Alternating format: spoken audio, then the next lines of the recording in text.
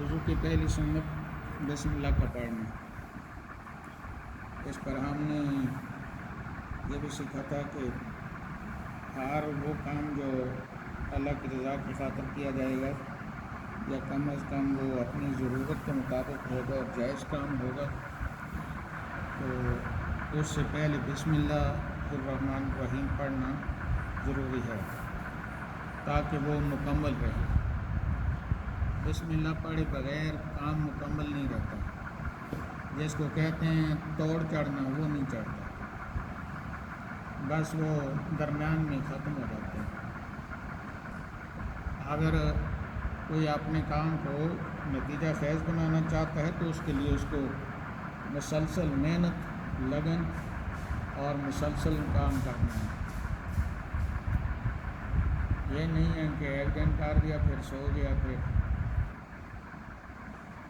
تو بسم اللہ پڑھنے سے کام میں برکت ہوتی ہے، شیطان شریک نہیں ہوتا اور اللہ رب العزت کی شرکت ہوتی ہے۔ اللہ اس کام کے کرنے پہ طاقت دیتا ہے اور اس کام کو ادھورا نہیں چھوڑتا، بندے کو ہمت دیتا ہے، توفیق دیتا ہے، وہ کام تب مکمل ہوتا ہے۔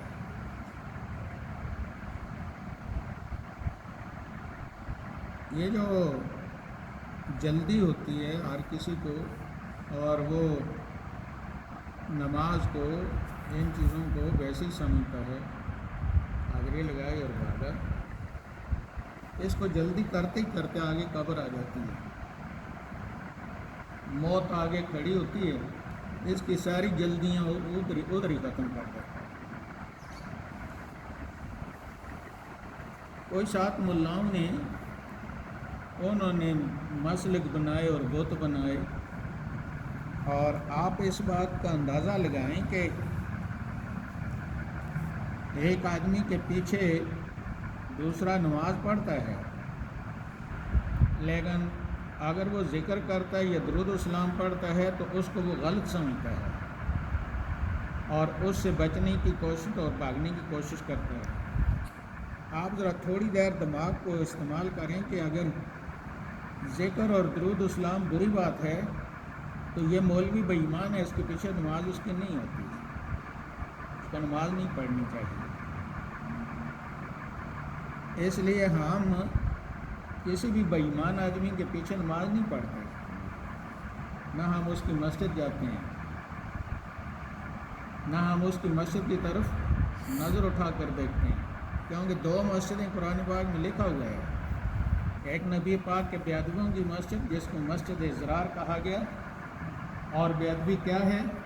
بے ادبی یہ ہے کہ وہ اگر باہر سے آواز دیتے یا محمد، اللہ فرماتا ہے کہ جیسے ایک دوسرے کو آپ آوازیں دیتے ہیں دروازوں کے باہر کھڑے ہو کر، میرے محبوب کو ایسے آواز نہیں دینی، لیکن وہ اس لیے کہتے تھے کہ ان کو اندر سے آگ لگی ہوئی تھی۔ اور جو مومن تھے ان کو بھی اللہ نے فرمایا کہ باہر سے آ کر نام لے کر پکارنا یا دروازہ کھڑکانا نہیں ہے۔ نبی پاک کے بارے میں فرمایا کہ قرآن پاک کے اندر فرمایا کہ باہر آ کر دروازہ کھڑکانا نہیں ہے، آواز نہیں دینی، باہر بیٹھ جانا ہے، اپنی مرضی سے باہر آئیں گے تو بات کرنا ہے، یہ قرآن پاک کے اندر لکھا ہوا ہے۔ بے ادبی اور تو وہ کر ہی نہیں سکتے تھے، اگر کسی قسم کی بے ادبی کرتے، طاہر القادری نے کہا جی کہ وہ مائی روز کوڑا پھینکتی تھی تو خادم نے کہا کہ شیخ الاسلام تو بن گیا ہے، تجھے اتنا پتہ نہیں کہ نبی پاک کی ذات پر ایک عورت اگر کوڑا پھینکتی تھی اور صحابہ بغیرت بن کر بس سر نیچے کر کے گزر جاتے تھے، کہتے تھے کہ بس یہ ہے وہ ہے، یہ عجیب باتیں ہیں۔ اس لیے اگر درود و سلام اور ذکر ٹھیک نہیں ہے تو امام بے ایمان ہے، اس کے پیچھے نماز نہیں ہوتی۔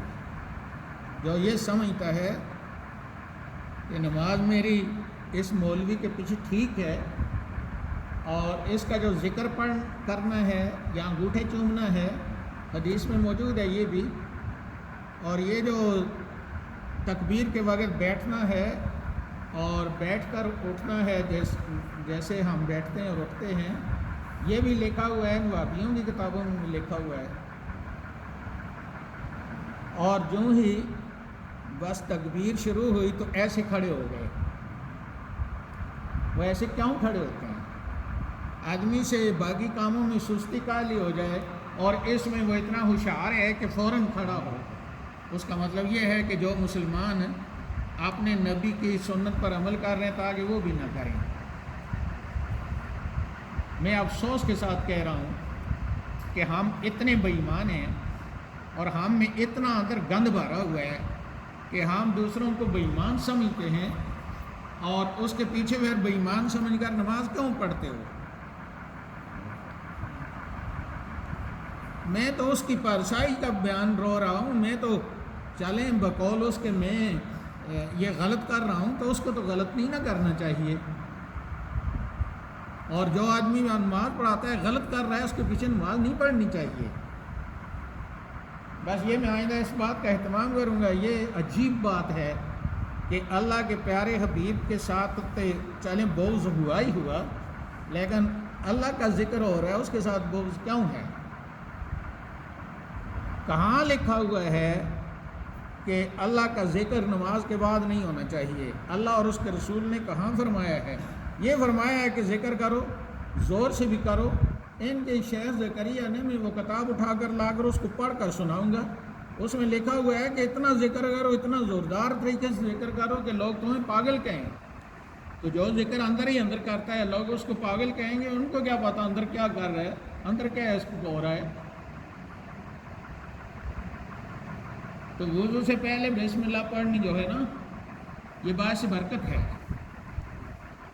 وضو سے پہلے بسم اللہ پڑھنے سے فرمایا کہ جب آدمی وضو مکمل کرتا ہے تو اس کے جسم کے اندر سے سارے گناہ نکل جاتے ہیں۔ اگر یہی بسم اللہ کھانے پر پڑھ لی جائے تو کھانے سے بیماریاں نہیں نکلیں گی؟ کیوں جی؟ آپ مسلمان جو ہیں نا، آپ ذرا ہوشیار رہیں۔ لوگ باقاعدہ مشنری جذبے سے جاتے ہیں تاکہ دوسروں کو بھی خراب کریں۔ اچھا نہیں یار، اتنے دور کیوں بیٹھے؟ اور یاد رکھو اتنی دیر ہم نہیں کر سکتے کہ جو مسنون دعائیں ہیں اور جو مسنون ذکر اذکار ہیں وہابیوں نے چھاپے ہیں، سعودیہ میں بھی لگے ہوئے ہیں اور ان کی مسجدوں میں لگے ہیں۔ فرض نماز کے بعد مسنون دعائیں ہیں، اس میں آیت الکرسی بھی ہے، اس میں تسبیحات فاطمہ بھی ہیں، اس میں دوسری چیزیں بھی ہیں۔ وہ تقریباً اگر آدمی ان سب کو پڑھے نا تو اس کے 15 منٹ لگتے ہیں۔ یہ فرض نماز کے بعد ہے۔ بھاگتے کدھر ہو؟ ابھی تو حساب دینا ہے۔ پہلے یہ کہتے تھے جی وہ سنت کے مطابق کریں، میں نے کہا سنت کے مطابق یہ گھر سے وضو کر کے آؤ اور جماعت کے ساتھ پہنچوا کر اور تکبیر اولیٰ کے ساتھ ملو، باقی نماز گھر میں پڑھ کر آؤ، سنت پر عمل کرو نا۔ اور پھر جب نماز ہو جائے تو سنت یہ ہے کہ اگر امام کچھ دین بتا رہا ہے تو سنو، نہیں تو اٹھو اور جاؤ گھروں کو۔ لیکن یہ جو فرض کے بعد پڑھنا ہے یہ پڑھ کر جاؤ، اور اس پر 15-20 منٹ لگتے ہیں، وہ پڑھو بیٹھ کر۔ باقی نماز نہیں پڑھنی، یہ پڑھنے ہیں۔ باقی نماز سنتیں جتنی بھی ہیں جو بھی ہے وہ گھر میں پڑھو، سنت پر عمل کرو نا۔ اس سنت پر عمل کروایا تو پھر جناب کو غصہ آ گیا۔ یہاں سے تو شروع ہوتا ہے۔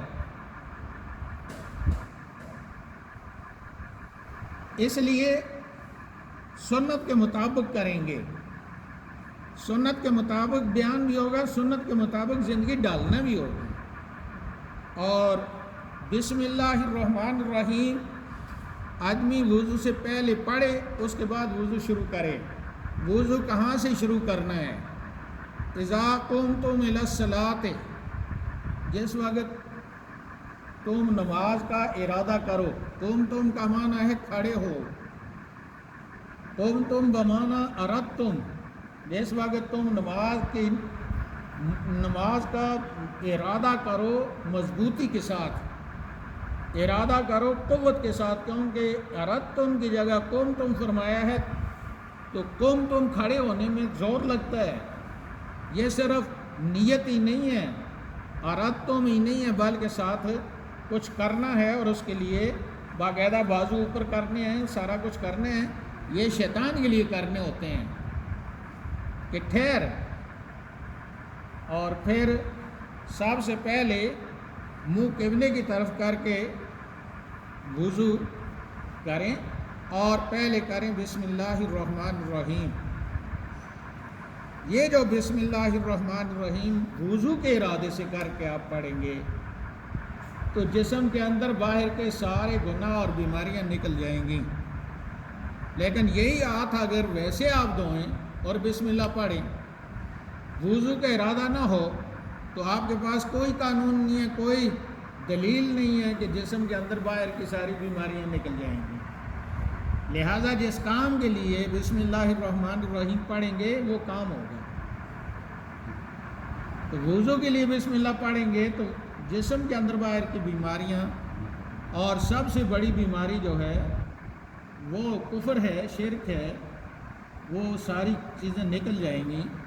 آدمی جیسے وقت وضو کے لیے بسم اللہ الرحمن الرحیم پڑھے گا، یہ ابتدا ہے۔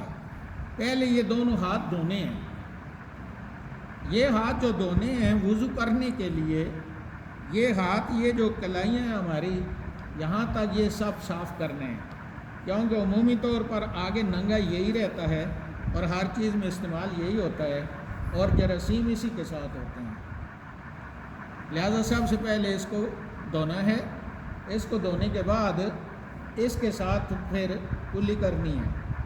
کلی میں نے آپ کو بتایا تھا کہ پانی جیسے نہانے کے لیے جو غرارہ کیا جاتا ہے وہ ذرا مبالغے کے ساتھ کیا جاتا ہے، جو وضو کے لیے کیا جاتا ہے وہ اتنا کیا جائے تاکہ جہاں تک منہ کے اندر خلا ہے وہ دھونے کے اندر شامل ہے، اس سب پہ پانی پھر جائے۔ یہ ایسے ڈال کر ایسے کر کے پھر کرتے ہیں۔ اس کے بعد پھر اگر مسواک ہو تو مسواک سے نماز کا ثواب 70 گنا بڑھ جاتا ہے۔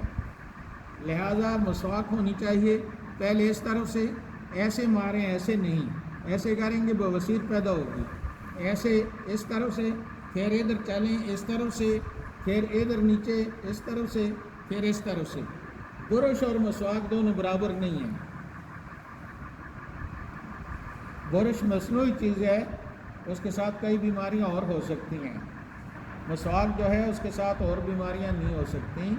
مسواک جو آدمی کر کے نماز پڑھتا ہے اس آدمی کے پیچھے فرشتے کھڑے ہوتے ہیں اس کے ساتھ منہ لگا کر، اور جب وہ آمین کرتا ہے تو وہ بھی آمین کرتے ہیں ساتھ۔ تو فرمایا کہ 70 گنا زیادہ ثواب ہوتا ہے اس نماز کا جو مسواک کر کے کی جائے۔ تو یہ ایک دفعہ پانی پورے وہ جیسے منہ میں ڈال کر کیا جاتا ہے وہ کیا جائے، اس کے بعد اگر مسواک نہیں ہے تو یہ انگلی استعمال کی جائے، اور اس کے بعد تیسری دفعہ بھی اسی طریقے سے پانی منہ میں پورا ڈال کر وہ کر لیا جائے۔ اس کے بعد ناک میں پانی ڈالے، ناک میں پانی بائیں ہاتھ سے ڈالنا ہے، اور دائیں ہاتھ کی چھنگلی سے اندر وہ ڈال کر اس کو اچھی طریقے سے دھونا ہے۔ اگر رینٹ ہو، اس کو جو نزلہ وغیرہ جمع ہوتا ہے تو اس کو نکالنا ضروری ہے۔ اگر وہ نہیں نکلے گا، نیچے سے جگہ دھوئی نہیں جائے گی تو وضو نہیں ہوگا، کیونکہ ناک کے اندر جہاں تک پانی جا سکتا ہے وہ ناک کے منہ کے دھونے کے اندر شامل ہے، لہٰذا اس کا اہتمام کیا جائے۔ اور ایک دفعہ پانی ڈالا، اس کے بعد انگلی کے ساتھ صاف کیا، پھر پانی ڈالا، پھر پانی ڈالا، یہ ناک صاف ہو گیا۔ اس کے بعد پھر داڑھی ہے تو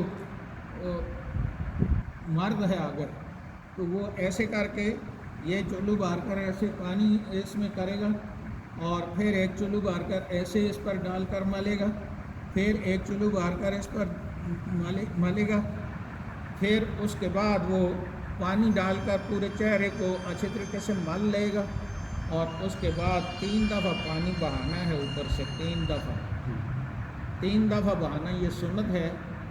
اور اس طریقے سے یہ جو کان کی یہ جو چھوٹی سی چیز ہے یہ دھونے میں شامل ہے، لہذا اس سمیت یہ سارا ٹھوڑی کے نیچے تک یہ چہرہ دھونا ہے۔ اور دھونے میں پانی مارنے میں زور سے مارنا نہیں ہے، پانی ایسے بھار کر اوپر لا کر یہاں سے شروع کرنا ہے تاکہ یہاں سے نیچے بہہ جائے پانی۔ تو یہ پہلی سنت ہے۔ اور آخری بات یہ ہے کہ انسان کی زندگی کا کوئی پتہ نہیں ہے، اور جو حدیث پاک میں فرمایا ہے کہ جن کی دعا قبول ہوتی ہے وہ آدمی ہے جس آدمی کا دل مسجد سے لگا رہتا ہے، ایک وہ بادشاہ ہے جو انصاف کے ساتھ رعایا کا خیال رکھتا ہے، ٹھیک ہے، ان کی دعا رد نہیں ہوتی۔